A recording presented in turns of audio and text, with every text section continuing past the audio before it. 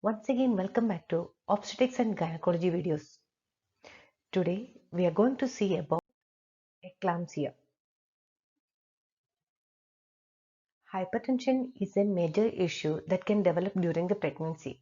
We have seen about the preeclampsia in the previous video, and these hypertensive disorders, that is whether it is preeclampsia or eclampsia, that can lead to fetal or maternal morbidity and mortality.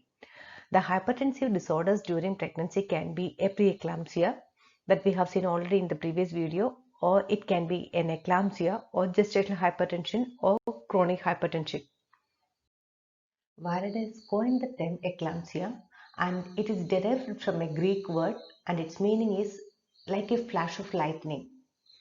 The International Society for the Study of Hypertension in Pregnancy defines the preeclampsia as the occurrence of generalized convulsions associated with signs of preeclampsia during pregnancy, labor, or within 7 days of delivery and not caused by epilepsy or other convulsive disorders. Preeclampsia, when complicated with generalized tonic or clonic convulsions or coma, is called eclampsia. The pathophysiology of eclampsia: due to the high blood pressure, placenta hypoperfusion will occur, or blood supply to the placenta will decrease, and that may produce a constriction of small arteries. And because of these two reasons, the blood flow to the organs will decrease, and that is blood flow to the baby also will decrease, and because of the constriction of the small arteries in the maternal body, blood flow to the major organs in the maternal body also will decrease, and increased vascular permeability will occur, and that leads to the shift of extracellular fluid from the blood to the interstitial space. And because of this shift of extracellular fluid, reduced blood flow, that is blood volume will decrease and reduced blood flow will occur, and because of the fluid shift, edema also will develop. And because of these reasons, the lady will get the hypertension, that is due to the constriction of the vessels, hypertension will occur. Renal, pulmonary and hepatic dysfunction will occur due to the decreased vascularization, that is decreased blood supply, and due to the edema. And cerebral edema also will occur, and cerebral dysfunction also will occur, and because of the cerebral edema and cerebral dysfunction, the person or the lady will get the convulsions also. The clinical features of eclampsia, actually mainly it consists of 4 stages. That is, first one is premonitory stage. In this stage, the patient become unconscious, and there is twitching of muscles of the face, tongue and limbs. Eyeballs roll or turn to one side and become fixed, and this stage lasts for 30 seconds. Next one is tonic stage. The whole body goes into a spasm called trunk opisthotonus. Limbs are flexed and the hands will be clenched. Respiration stops or ceases, and the tongue protrudes between the teeth, and cyanosis appears. Eyeballs become fixed, and this stage also lasts for 30 seconds. And the third stage is clonic stage. All the voluntary muscles undergo alternate contraction and relaxation. The twitching starts in face, then involve one side of extremities, and ultimately the whole body will get involved in the convulsion. Biting of the tongue may occur, breathing will become stertorous, and blood-stained frothy secretions will come out from the mouth. Cyanosis gradually disappears, and this stage lasts for 1 to 4 minutes. And next is stage of coma or fourth stage. Following this convulsion or fits, the patient passes on the stage of coma, and it lasts for a period or others deep coma persists till the next convulsion. That is, after one stage of coma, again the lady will get the next episode of convulsion. On occasions, the patient appears to be in a confused state following the fits and fail to remember the happenings. The fits usually multiple, recurring at varying intervals, and when it occurs continuously, we are calling it as status eclampticus. That is, after one coma, again without recovering from the coma, again if the person is getting convulsions, Such type of episode we are calling as status eclampticus. Following the convulsions, temperature will increase, pulse and respiratory rate also will increase, and blood pressure also will increase, and the urinary output will decrease, and proteinuria also will be there, and blood uric acid level will increase. The other clinical features can be headache, visual disturbances, epigastric pain, edema, high blood pressure, fluid retention, and the fundal height will be less than the gestational age. Now we can see the management. In the management we are going to see the aims of management, prediction and prevention of eclampsia, first aid treatment outside the hospital, general management in the hospital, specific management, and obstetrical management. So first let us see the aims of management.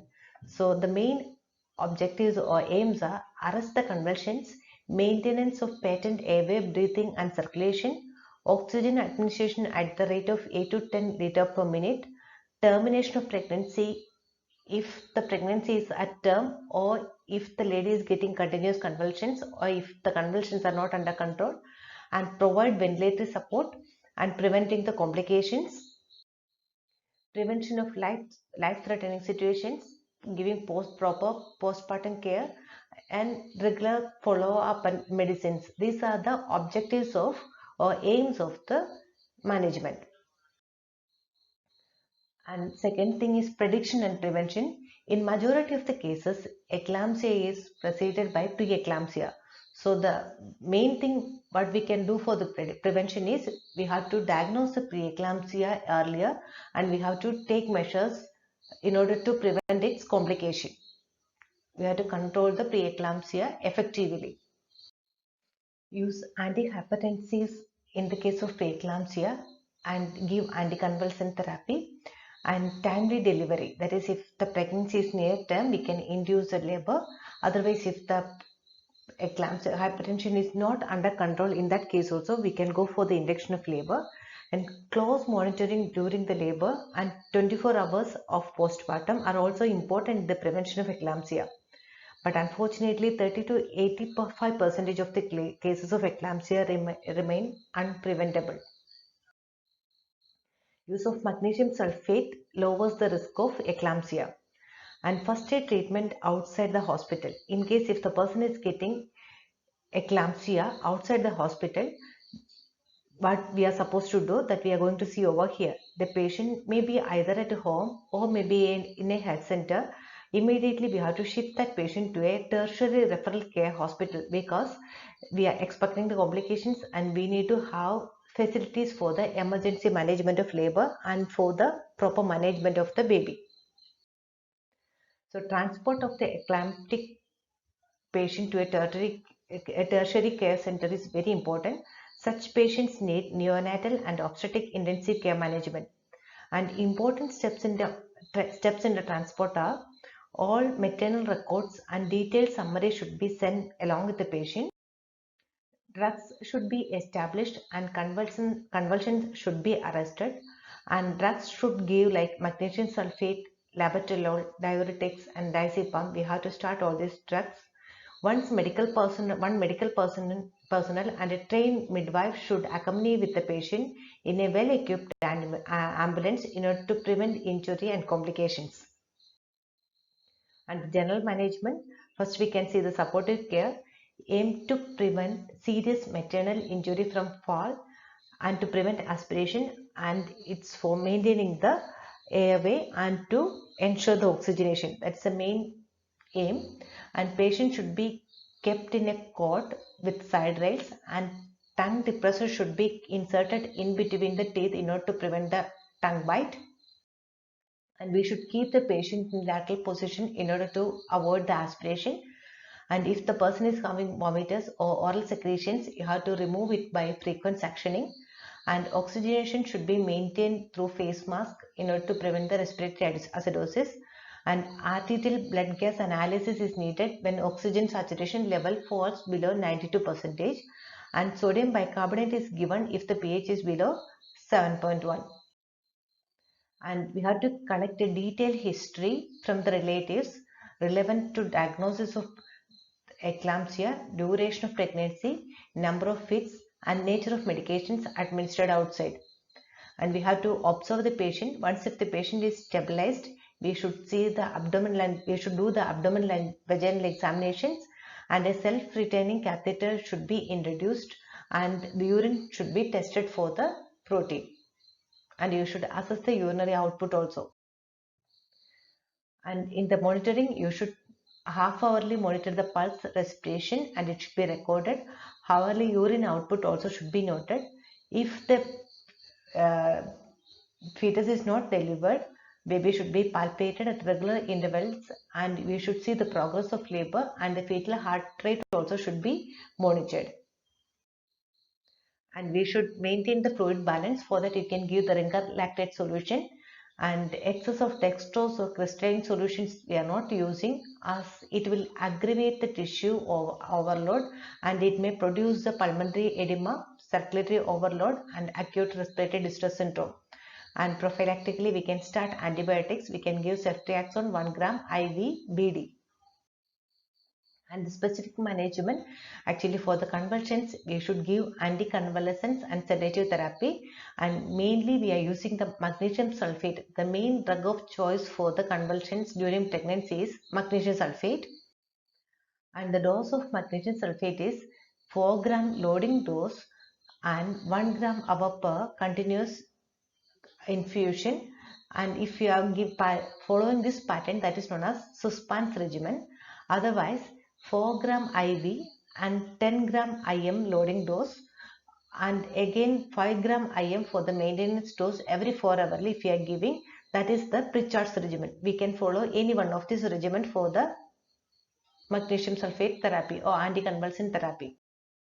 And the contraindications of magnesium sulfate include, we are not supposed to give it in the case of renal failure, or if the lady is having myasthenia gravis, and if they are having myocardial ischemia of heart failure, because it's having a depressive effect on the respiratory and cardiac function. So if you are giving it already, if the person is cardiac failure, and if you are giving it, it may worsen the condition of the patient.